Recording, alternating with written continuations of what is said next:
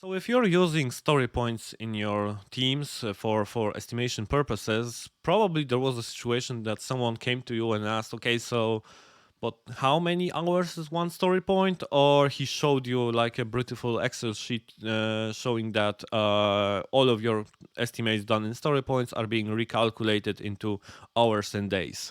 So in this video, I would like to talk about how dangerous this is, and to answer the question: if story points are not time, then what? And maybe explain why there isn't any direct connection between using a fictional story point value and time actuals. Okay, so the idea for the video came up during, I would say, a company party where I actually overheard two developers talking about their estimation purposes, and they were probably using planning poker in their team. And I noticed a sentence like, "Okay, so if person A is gonna do it, it's gonna take 5 story points, but probably it's gonna be done by person B. Then we should estimate it by 8." And that's when I actually came into the conversation. And I told them that no, guys, you're actually thinking a bit wrong about this. It's 5 story points for person A and 5 story points for person B. And this is because I knew that they are actually thinking about time, not about story points and what they actually should represent. So, how I explained it to them, or how I tried to explain it to them in the brief time before they run away, I told them that they should think about a sandwich. So a sandwich done by me is 5 story points, and the same sandwich is also done by an, I would say, a top chef contender. Also is 5 story points, even though he's probably gonna do a much faster job at it than mine, because the whole sandwich, as it is exactly the same for me and for him. So that's why it's 5 story points for each. And now I would like to explain a bit more about this metaphor and how I used it. So I would say a premium sandwich in my household is that you take basically some kind of bread, then put butter on it, then some ham, salad, cheese, then a tomato, olives, and you sprinkle a bit salt and pepper onto it just for the taste.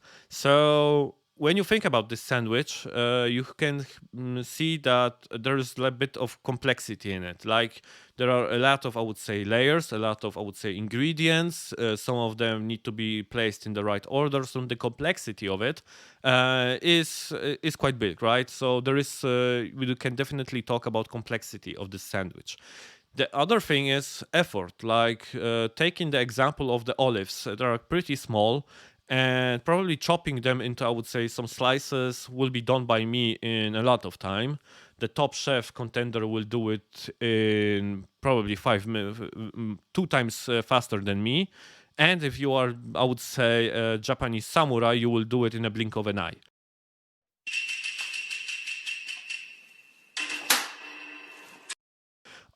So that's basically, but the effort is still the same. There are still 5 olives that need to be chopped in half, each one in half. So the effort is still the same, regardless of the skills of the individuals who are actually doing it.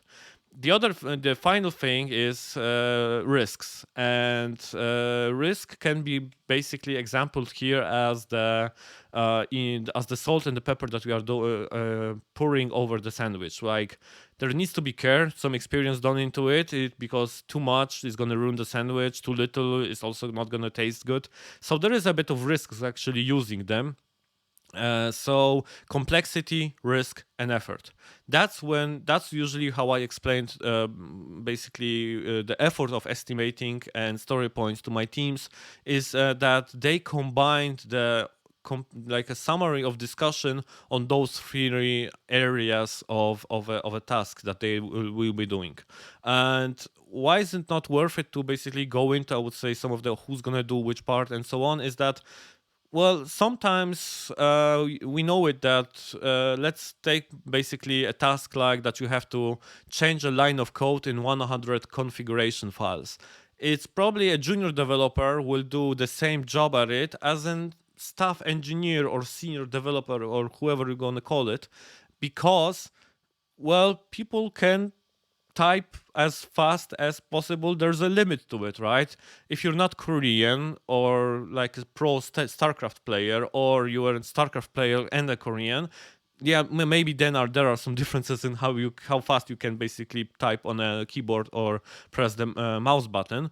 But in general, those tasks would be done very similar, regardless of, I would say, if someone has 1 year of experience or 20.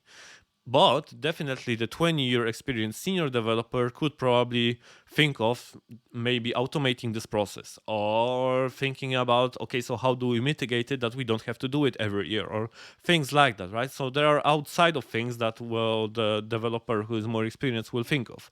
And of course, I would say any risks are also someone who's done a lot of sandwiches like that will probably be less riskful here, but maybe that's like a good opportunity to talk about it, to pair this person on this task with someone, and to share the experience and the knowledge of the more experienced person with the junior developer. So I would say talking about, I would say, time is still some kind of, I would say, useful while doing it, because it showcases us where are the gaps in the team and how can we basically fix them or mitigate them. But general, when we are thinking about story points, how I do it in my teams is complexity, effort, and risks. Those are the three values that we then combine story points, because those things, what is something that I call are constructive discussions. Those kind of discussions we want to have on refinements, those kind of discussions are something that we need for building a consensus within the team of what the team is actually supposed to do for the business.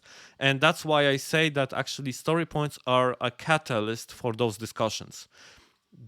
I would say their use for roadmaps and for planning is just something that is basically done on the side. What they are actually really helping us with is being just a catalyst for constructive discussions about the complexity, effort, and risks of something that the team has to be done. And that's why I say that there is no direct link, direct relationship between story points and time. And if that still doesn't click for you, and whoever you're going to be explaining this to, think of it like this, that you've got 1 kilogram of salt and basically you're pouring it from one place to another, right? So it takes you 10 seconds. But it doesn't tell you that 10 seconds of salt, 1 kilogram of salt equals 10 seconds, or even so that seconds can be combined with kilograms, right? That there is a link between them, right? So I know that this sounds pretty abstract, but believe me, sometimes I even have to use these examples to explain this stuff to someone. So just to summarize, when I talk about, I would say, getting better at estimates, getting better at estimating stuff, what I always talk about then is getting better with the team to getting faster and more efficient to a consensus of understanding the complexity, the effort, and the risks of a task. To getting faster to the estimate value together with the team is what I call being better with the estimation. And getting more better with it and being more efficient of it helps the team be more predictable. So predictability is actually the key value, the key thing here to understand. By using story points, it's just a tool for the team to get better at right sizing issues, at understanding the three areas that I just described. It's a tool for the team of getting better at this stuff. It's also not the end goal. We could talk about flow metrics and so on, but I deeply think that flow metrics and stuff like that are better for actually estimating long term and just getting, I would say, any time data from the team. But if the team doesn't know how to right size the things that they are doing, asking the right questions and coming to a consensus about what there is to do, I don't think even flow metrics will help you. So story points are just a catalyst of getting there, of being predictable. And by being predictable, the team is able to then long-term plan with their product owner, with their product manager, and use the team's, let's say, throughput in any time value, right? Through predictability. So there is no direct link between story points and time, but through predictability, we could link those. And final thing, I have two advice for you before I end the video, is that predictability is quite, I would say, breakable and quite fragile. And what I mean by it is that any changes to the team structure, people coming in, people coming out, or even if we mean that the technology that the team is working on has changed, or the domain, the program, the software that the team is working on has also changed, this will all affect the team's predictability because they will need to train themselves, learn themselves to getting at that common consensus back again, right? So yeah, so predictability is fragile, right? We should be taking care of it and also looking at, okay, did something happen that could be affecting this? Because in the long term, it will be if we don't think about those stuff, they will bite us in the ass later because well, our roadmaps will not match. So that's one thing, and the other thing is something that a trainer at one of my training sessions has told me, Christian Kachor, is that he likes it when you use different names than story points in your teams. Even if you have one team, but it's even better if you have a lot of teams in your organization, for the teams to have their own naming for the special metric. So one team could be estimating in donuts, then a second one in potatoes, in pandas, in jelly beans, right? Because one thing, there will be no manager who will come down to your team and ask, okay, so how many hours is one jelly bean, right? He will just not say it, even in public. I would say he will not say it. And the other thing is that when you will be moving stuff from one team to another, although it's not guaranteed, and I know that this pattern could still happen, there will be hopefully some spark that would happen. Okay, so if I'm moving one thing from team A to team B, and it was potatoes here and pandas here, maybe I should think about asking the second team for a re-estimate because those values just sound different. And if every team will be using story points across the whole organization, then, well, it's easy, right? It's 5 here, 5 there, so what's the problem? So those were the two advices, and I hope this video has helped you out. You understand story points now better.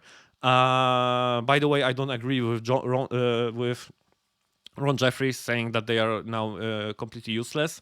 I just think that the anti-pattern of combining them with time is just pretty much known, and people are doing it, and that's why people are also like dropping completely story points from usage. But I think of them as a very useful tool, which I encourage you to try out. But try it out in this good way that I hopefully explained. I know that the channel is mainly in Polish, but there is a playlist with English spoken videos, so take a look at that. And yeah, see you on the next video. Oh, and drop a comment if you like the video. That's definitely something I would like you guys to do. So yeah, I'm ending the video before I melt because it's enormously hot. So yeah, cheers, bye.